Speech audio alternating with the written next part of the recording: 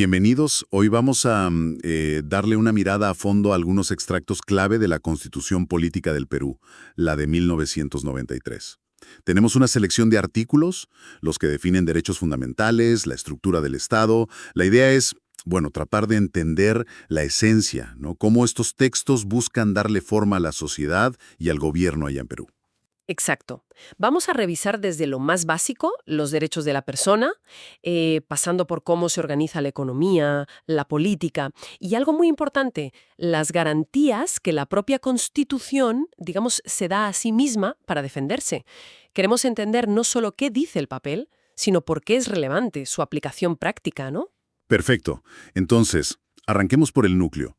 ¿Cuál dirías que es el pilar, la idea central de esta Constitución, según su primer artículo? Persona humana y el respeto de su dignidad son el fin supremo de la sociedad y del Estado. Fin supremo. Eso es fuerte. Sí lo es. Y esto, digamos, establece el tono. Pone a la persona, a su dignidad, como el objetivo máximo, por encima de todo. Es una perspectiva humanista fundamental. Entiendo. Y de ahí, supongo, se desprenden ya derechos más concretos en el artículo 2. Veo aquí la lista. Derecho a la vida, claro. A la igualdad sin discriminación. Libertad de conciencia, de religión. Y fíjate, me llama la atención uno que a veces como que olvidamos. El derecho a la paz, a la tranquilidad, al disfrute del tiempo libre y al descanso. Que esté en la Constitución. Así es. Es interesante porque reconoce una dimensión más integral del bienestar, ¿no? No solo lo básico. Y junto a eso, claro, el artículo protege libertades que son cruciales para una democracia. La libertad de información, de opinión, de expresión, el derecho a pedir información pública, o sea, la transparencia. Fundamental eso. Importantísimo.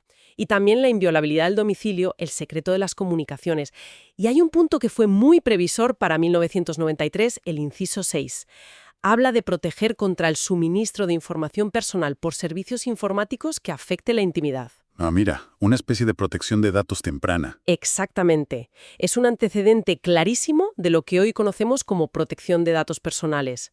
Y de hecho, después se refuerza con una garantía específica, el habeas data, que está en el artículo 200. Claro, el habeas data, que hoy es tan relevante. Bueno, y más allá de estos derechos individuales, ¿cómo entra la Constitución en temas más sociales, económicos? ¿Protección a la familia, salud? Sí, aborda esa dimensión colectiva. Se establece, por ejemplo, la protección de la salud, el derecho de acceso a la seguridad social. La educación básica, ojo, es obligatoria y gratuita en las instituciones del Estado. Es un compromiso fuerte. Y el trabajo, fíjate, se define como un deber y un derecho. Se le considera la base del bienestar social. Entendido. Y en la parte ya puramente económica, ¿qué modelo se sigue? He escuchado eso de economía social de mercado. ¿Qué significa en la práctica? Bueno, es un concepto que busca un equilibrio, digamos. El artículo 58 lo consagra. Por un lado, la iniciativa privada es libre. Es como el motor principal de la economía. Pero, y este es el pero social, el Estado no es solo un árbitro. Tiene un rol activo. Orienta el desarrollo, actúa en áreas clave: empleo, salud, educación, seguridad, infraestructura. O sea, no es un liberalismo puro de dejar hacer. Exacto. No es un control totalitario, ni mucho menos, pero tampoco es un Estado ausente. Busca ese balance. Además, se reconoce el pluralismo económico, diferentes formas de empresa, y se protege la libre competencia. La idea es evitar abusos, monopolios. Interesante ese intento de equilibrio. Vale, tenemos derechos, economía y la estructura del Estado. ¿Cómo se organiza el poder para gestionar todo esto? Eso está en el título cuarto. Se reafirma que Perú es una república democrática, social, independiente, soberana. El gobierno es unitario, representativo, pero, importante, descentralizado. Y la clave, la clásica separación de poderes. Un poder legislativo, que es el Congreso, unicameral en este caso, Una sola cámara, ¿sí? un poder ejecutivo, con el presidente y el Consejo de Ministros, y un poder judicial, que administra justicia. Y fundamental, el artículo 45 recuerda que el poder viene del pueblo, emana de los ciudadanos. Derechos, economía, estructura de poder. Bien.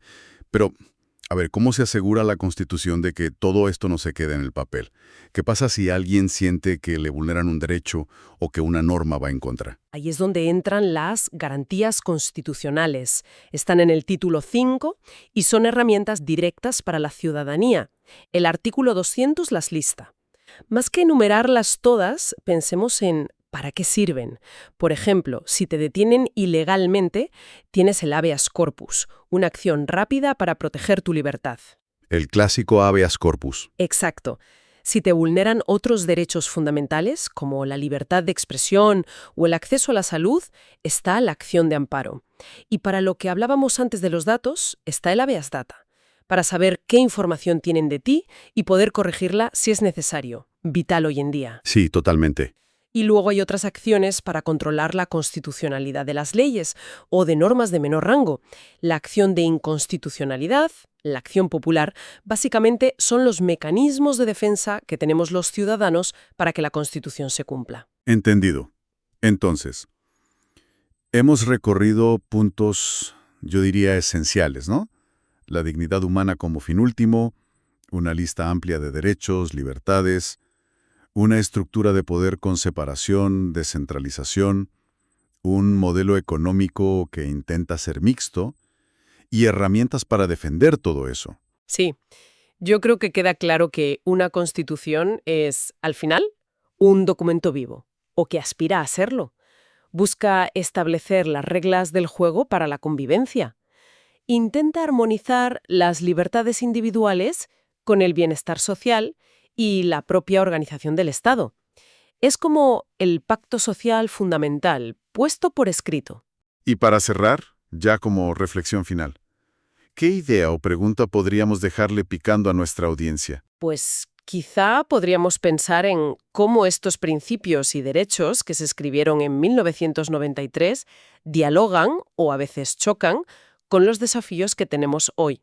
Pensemos en, no sé, la inteligencia artificial, la crisis climática, las nuevas formas de trabajo, las redes sociales. La pregunta sería, ¿siguen siendo suficientes estas formulaciones tal cual están? ¿O necesitan tal vez nuevas interpretaciones o incluso complementos para seguir protegiendo de verdad la dignidad humana en el siglo XXI? Es una pregunta abierta, creo yo, sobre la vigencia y la adaptación de la norma fundamental.